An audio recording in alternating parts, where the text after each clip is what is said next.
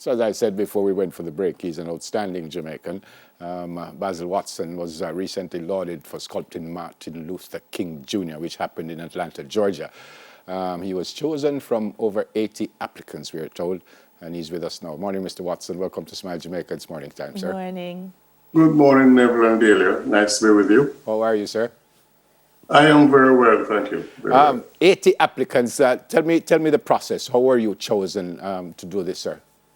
Well, it was an international open call to do Martin Luther King, and the specifics were outlined.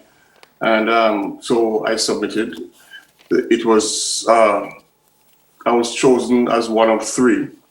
And we went in, did our concept, went in for an interview, and I came out successful.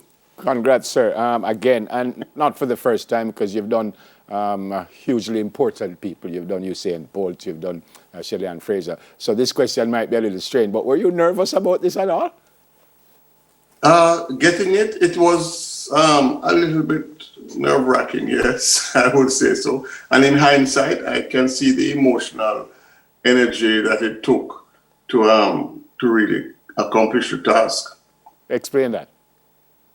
Well, at the end of, when it was all done, I felt exhausted because I had been on an emotional high for over 2 years trying to focus on this work and accomplish the task. So not until after I had finished it, I realized how much stress it took to create it.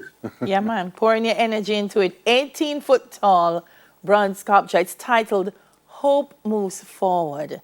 Tell me about that. What inspired that?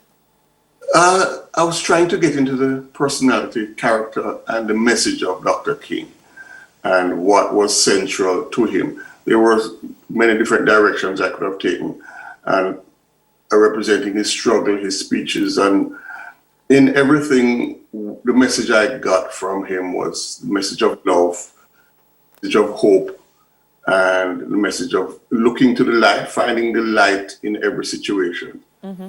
So it evolved to the concept of hope moving forward. Yeah. Never said it. You've been commissioned to do some of our own Jamaican greats. Now Martin Luther King, you're moving on to Hiram Little. We'll talk about that also, Tuskegee Airmen. It's almost as if, Basil Watson, you've moved into a new realm of work as a sculptor in terms of archiving our greats. Is this something that you expected would happen throughout the course of your career? Well, I always hoped for the opportunity to do public sculpture that would impact a large number of people and helping to shape the landscape. So it is a welcomed opportunity to be able to put work out in the public to represent a lot of our history and our icons. Mm-hmm. So figurative art has always been my interest, and to represent international icons like Martin Luther King, civil rights activists, and important people in our history like Hiram Little mm-hmm. from the Tuskegee Airmen mm-hmm. and so on is a tremendous, what should I say, dream come true. Wow. Yeah. Mr. Watson, you said it took you 2 years. Of how many hours per day? Forgive my ignorance, but how does it work? You work 2 days for the week? You work every day? How do you do this? The work is actually more mental than anything else because I go to bed with it. I wake up with it. I am thinking how to bring out the ideas that I have. So the work is as much mental as physical. The actual physical labor is I don't really measure it because you are working even when not working. Mm-hmm. Yeah.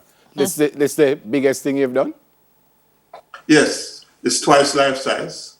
So the sculpture itself is 12 feet, and it stands on a 6-foot pedestal, granite pedestal.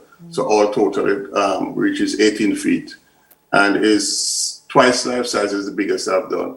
I have done more 1 1/3 life size in the 8-foot region, but this is 12 feet. It was a new vision in terms of how to see the work.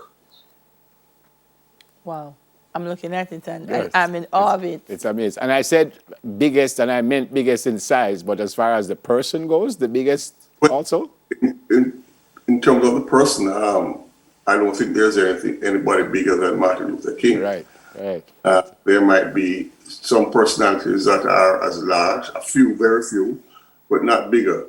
And the responsibility of doing Dr. King, because people look to him as an icon, as somebody who represents their dream. So everybody is paying attention. Absolutely. Well, for folks in Atlanta, it's the first of 7 to be erected on the Martin Luther King Boulevard. So you can look out for that. It's the Innovation Corridor project to honor the icon and our very own Jamaican. Yeah. Finally, from me, sir, when is Hiram Little expected to be finished?